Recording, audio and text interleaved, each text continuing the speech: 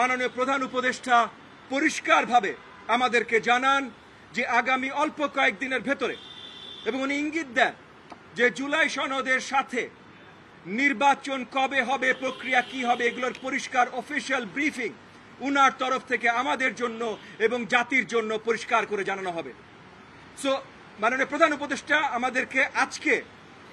আজকে আমাদের মিটিংয়ে বসে আমাদের সাথে প্রতিজ্ঞাবদ্ধ যে আগামী কয়েকদিনের ভেতরে, মানে জুলাই সনদ কবে প্রকাশিত হবে তার আগে, আমি 5 থেকে 8 অগস্ট ধরে নিচ্ছি, এর ভেতরে নির্বাচনী তারিখ, প্রক্রিয়া সবকিছু মাননীয় প্রধান উপদেষ্টা জাতির সামনে উন্মোচন করবেন এবং আমাদের সবাইকে সামনের স্টেবল স্বচ্ছ বাংলাদেশ গড়ার যে নির্বাচন, সেই নির্বাচনের প্রত্যাশা আজকে পরিষ্কারভাবে উনি আমাদেরকে দিয়েছেন। এই কারণে আমরা সবাই যতগুলো দল আজকে উপস্থিত ছিলাম মাননীয় প্রধান উপদেষ্টাকে ধন্যবাদ জানিয়েছি, সাধুবাদ জানিয়েছি, এবং এখন আজকে এই আলোচনা থেকে বেরিয়ে আমরা একটা মাত্র প্রত্যাশা, শীঘ্রই আমরা নির্বাচনের তারিখ জানব, পুরো দেশ নির্বাচনের জন্য তৈরি হবে এবং এই নির্বাচনের জন্য তৈরি হওয়ার সময়কালীন সময় যত ধরনের উচ্ছৃঙ্খলা আছে,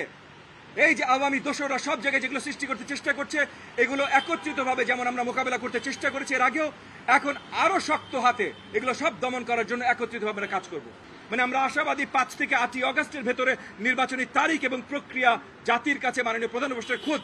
পরিষ্কার করে জানিয়ে দেবেন।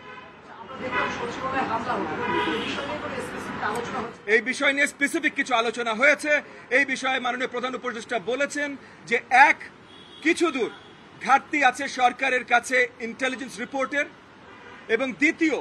সরকারের কাছে যা ইনফরমেশন আছে তাতে তারা মোটামুটি পরিষ্কার যে ফ্যাসিবাদের দোসররা এটার সাথে সম্পৃক্ত ছিল, এবং এই জায়গা থেকে আমরা কি কি করতে পারি আগামীতে যেন ফ্যাসিবাদের দোসররা বারবার মাথা চাঙা দিয়ে না উঠতে পারে, সেটার আপনার অ্যাডভাইসও আমাদের কাছে উনি চেয়েছেন এবং সেটা আমরা প্রদান করেছি।